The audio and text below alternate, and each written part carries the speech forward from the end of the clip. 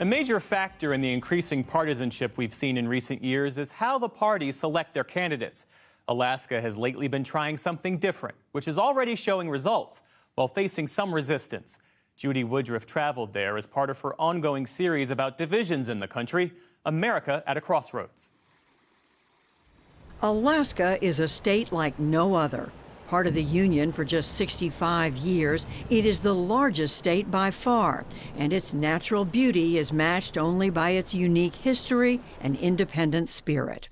In one move, you come back out and let go with your thumb. David Nikolai is an Alaska Native Yupik storyteller with deep connections to the state's history and traditions.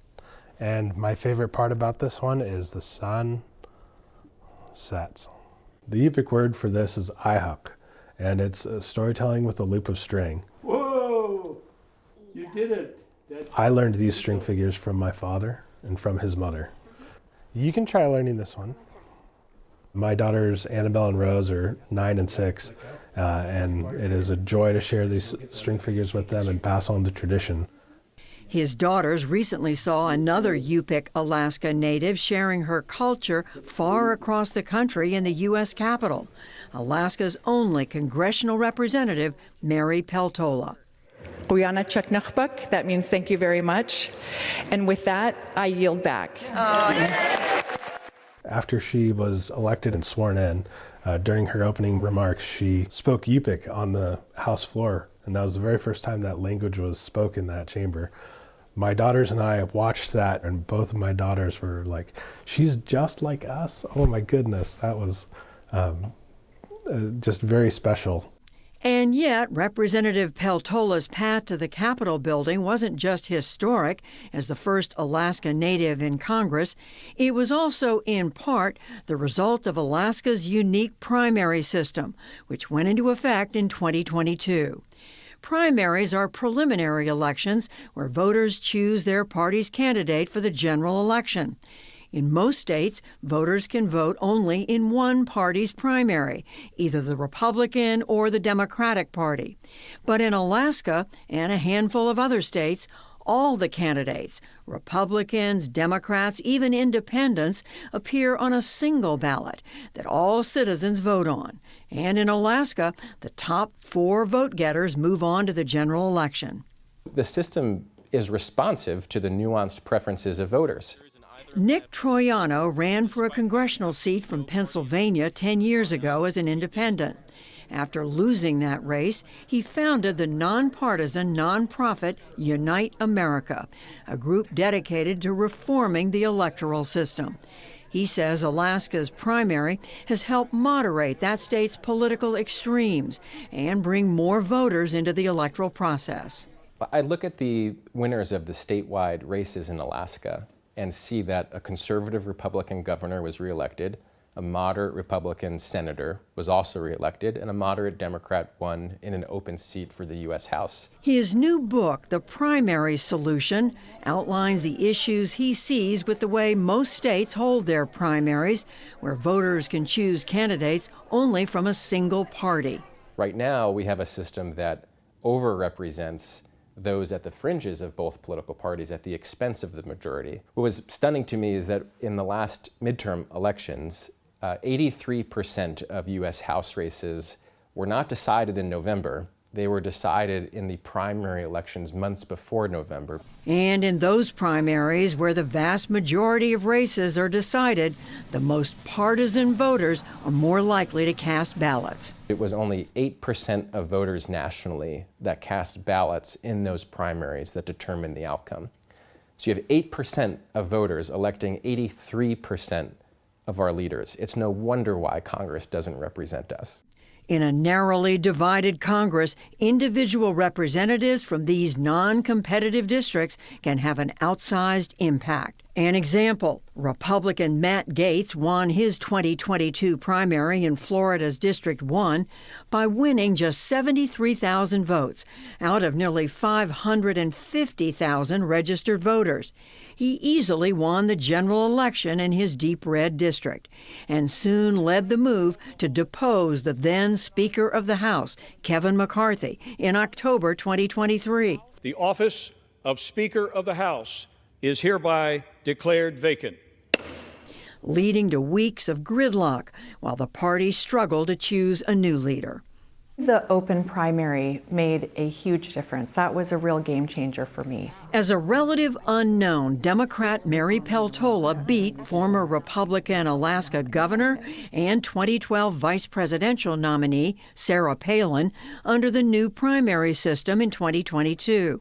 She says the old system in Alaska was contributing to deepening polarization. You get a campaign where both of the individuals are on both ends of the spectrum.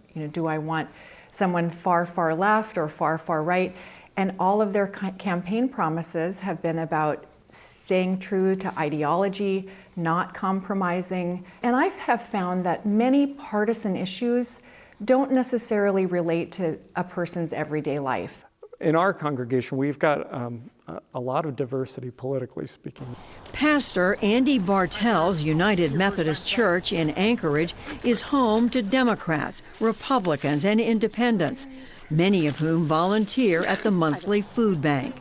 He says having a single primary for all candidates and for all voters benefits independents like him, who are no longer limited to voting in either a Democratic or Republican primary. Alaska, I think, is portrayed as this deeply red state, and yet there are a lot more people who are registered as nonpartisan than there are in either of the two parties. It allows people like me and other nonpartisan voters the opportunity to weigh in without having to necessarily commit ourselves to a particular party. Once voters from across the political spectrum have weighed in the primary, the top 4 vote-getters move on to the general election. Voters can choose a single candidate or rank their preferred candidates 1 to 4. But not everyone is happy with these reforms. Jerry Michael owns a construction company in Anchorage and feels the reforms have pushed some Republicans to the side. It kind of split up people's votes. We're generally a more Republican-leaning state, and it didn't feel real good there because with the open primary, all of a sudden now we have multiple people going into the general election. Christy Bridges is the owner of the White Spot, Anchorage's longest-running restaurant. She's not a fan of the new system either. I would very much like to see the ranked choice voting system repealed. I just want to be able to put your vote in and get the winner from the 2 candidates or however many candidates. And the effort to repeal is underway. The Alaska GOP has come out against the open primary and ranked choice voting, along with prominent Republicans like Sarah Palin. A proposed ballot measure that would undo the reforms appears to have enough signatures to move forward, though it is being challenged in the courts.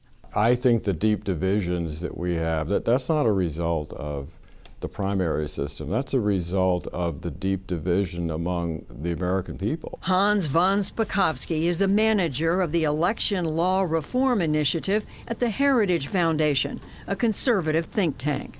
Independents, if they really want to have a say in who a political party nominee is going to be, they should join that political party. And if they're not willing to do that, why should they have a right to choose who's going to represent that political party? No matter how many Americans in a particular state say they identify as independent, you're saying it's more important to keep the parties strong. The parties are a collection of their members. So the members of the Democratic Party have primacy. The members of the Republican Party have primacy.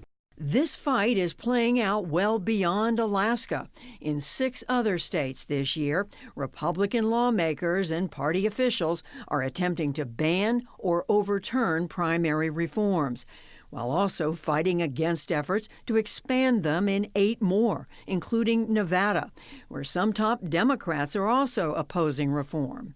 I had served in the Republican Party over the decades, so it was very difficult to have my political party actually vilifying me. Kathy Giesel is a Republican state senator in Alaska who supports primary reform. She faced stiff opposition from the right under the old partisan primary system. The Republican political party did not like the fact that I was working with a Democrat and an independent. So when I went to run in 2020, that's when the political party actually recruited, the Republicans recruited someone who was far more, air quotes, conservative. And I lost in the primary, significantly lost. But Senator Giesel ran again in 2022 under the new primary system, and she won. How has this new primary system affected governing? We have a bipartisan coalition. It's made up of 9 Democrats and 8 Republicans. So that's 17 out of 20 members came together and said, let's work together. The difference in running in this open primary is that you actually do have to talk to everyone. I walked up to doors and knocked on doors I had walked past previously because they weren't Republicans. Behind one of those doors was independent voter and Yupik storyteller David Nikolai. Her tone and the way she conducted herself in that 2022 election was completely different. So she knocked on your door? Absolutely. It feels like she has intentionally been much more moderate with many of her votes and policies, and has turned around to appeal to a much more moderate group of voters. And yet it's unclear if that appeal to moderation can prevail during a period of increasingly partisan politics. For the PBS NewsHour, I'm Judy Woodruff in Anchorage, Alaska.